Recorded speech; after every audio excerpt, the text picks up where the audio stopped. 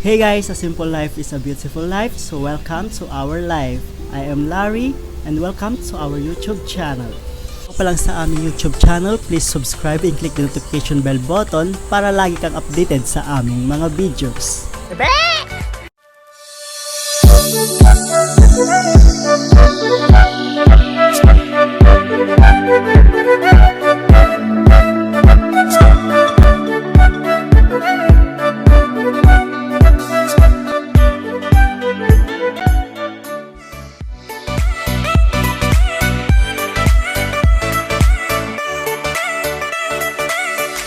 Vlog, samahan nyo kami guys kung paano kami mag Sunday service dito sa aming bahay since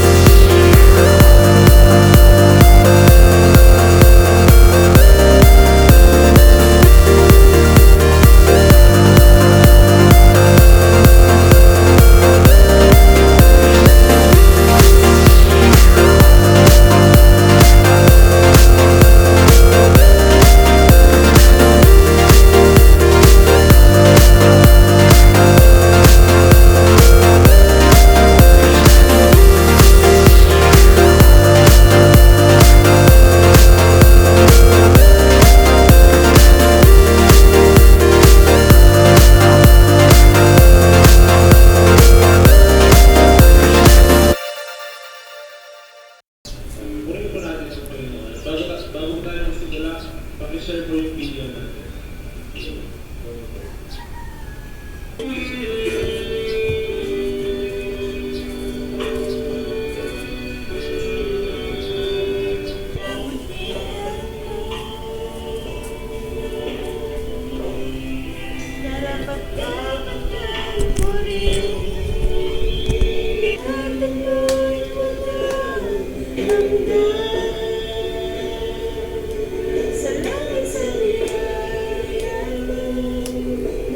Bago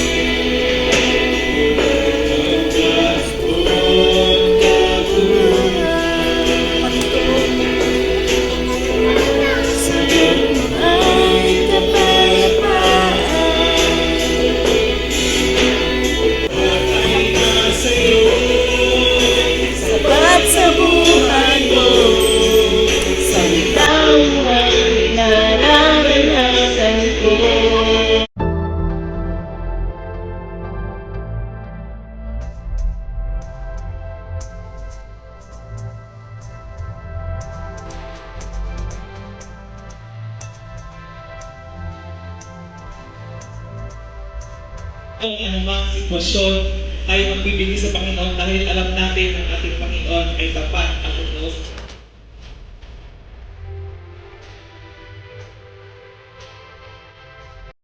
Kamay ng inyong mga kasambahay as we join together in prayer. At sa mga kasama po namin dito, pwede po tayong tumayo, hindi po tayo pwede paghawakan. Tayo na lang po tayo and let us pray.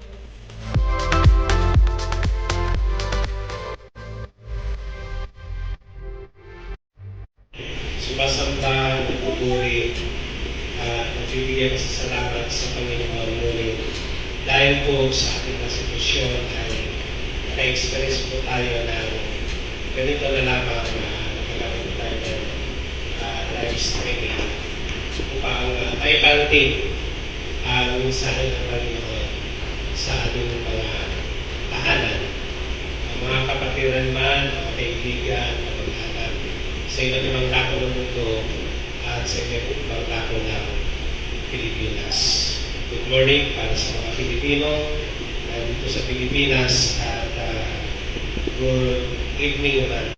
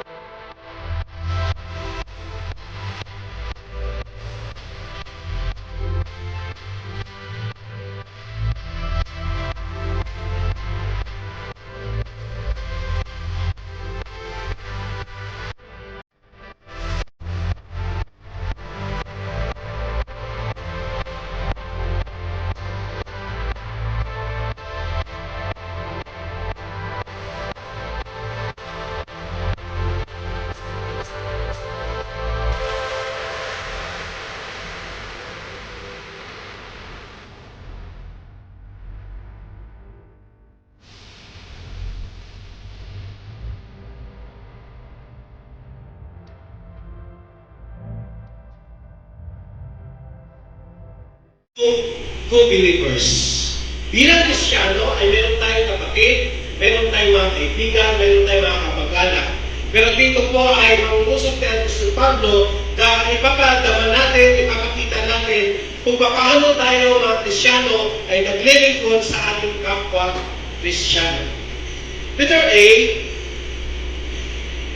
appreciate the believers. Mahalaga po na i-appreciate natin ang ating mga kapatid publicly. Kung meron silang nagawang mabuti, we have to appreciate them publicly.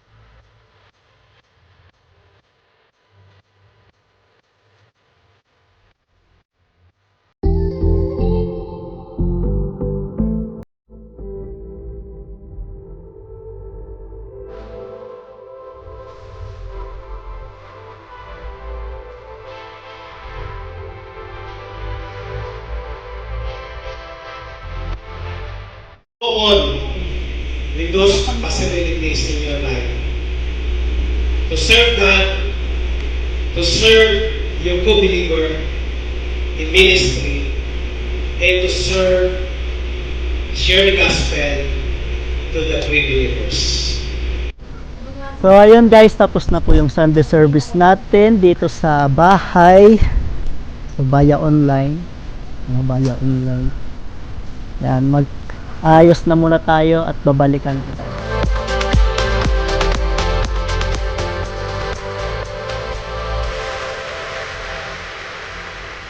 yun guys, yung topic kanina is all about the possibilities.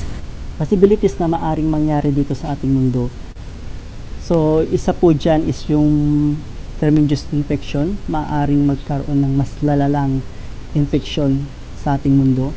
So, next is the economic problem, healing and recovery.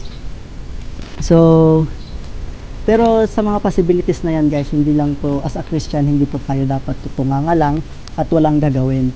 So, meron po tayong duties na kailangan gawin. So, sabi po ni Pastor is, we have the duty to God, which is to serve Him. We need to share His good news, speak to His word and gratefulness. Yun po yung sa duty natin sa ating Panginoon. The next one is our duty to believers. So, number one dyan is appreciate them publicly, acknowledge them in your prayers, always desire to visit them personally, accommodate believers in your teaching. And the last is our duty to pray believers. So, number one dyan is being obligated to preach the gospel. Number two, being obligated to preach boldly. So, number 3 is being obligated to preach the righteousness of God. So, sa mga panahong ito guys, hindi lang dapat tayo naka-quarantine. So, meron tayong dapat gawin. So, we have the duties nga, sabi nga. So, we need to share the gospel of God. So, we need to share His word. So, bisitahin natin ang mga kapatiran natin para makapag-share ng message. So, sa ginagawa ko ngayon guys, I think isa na rin to sa mga duties na kung paano ko may share ang salita ng Panginoon na kahit under quarantine tayo. So, kahit na under quarantine tayo guys, ang salita ng Diyos ay hindi dapat ma-quarantine, hindi dapat mapasama na mamahinga. Kung mapasama na mag-stay lang sa bahay, kundi ang salita ng Diyos ay dapat ay nag-spread po.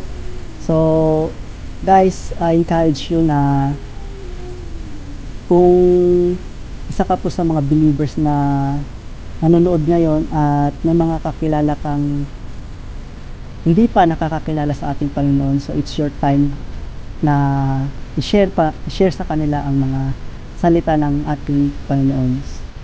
So, dapat guys, huwag tayong mahiya to share the Word of God. Dapat maging matapang tayo pagdating sa mga salita ng Diyos dahil ang mga salita ng Diyos ang ating pangunahing pagkain. So, ng ating spiritual. So, yun po. Asahan nyo guys na sa mga susunod na vlog natin ay magkakaroon ulit tayo ng mga ganitong sitwasyon na sharing of God's Word. Kaya, mag-subscribe na kayo guys and click the notification bell para lagi kayong updated sa mga bago naming videos. So, hanggang dito na lang guys. Peace out and be safe.